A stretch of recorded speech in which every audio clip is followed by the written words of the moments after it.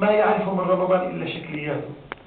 قمر الدين اللي لازم يكون موجود ضيعوه، وأي فتى أضاعوا لأن قمر الدين يعني. وكان المكعك والمعمول والقطايف، القطايف هذه فتنة كبيرة على فكرة من فتن رمضان، ما بقي إلا هي. وذهب الجوهر. كيف كنت يا رمضان؟ حاولت امبارح أخط أفكار، قلت رمضان كان صيام جهاد صدقة، هيك مفهوم. لما بحكي كان نبدأ من إيش؟ نبدأ بالجهاد.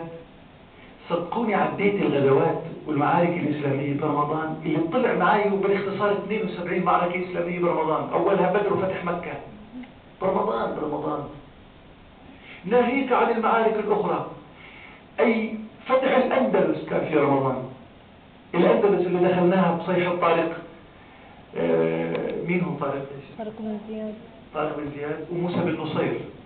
لما دخلوها الأندلس هم يقولوا الله أكبر، دخلوها بنداء الله أكبر وطلعوا منها بالموشحات الأندلسية: دوزن العود وهات القدح راقت الخمرة والورد صحى. طلعنا بالموشحات بعد 6 قرون الحمد لله.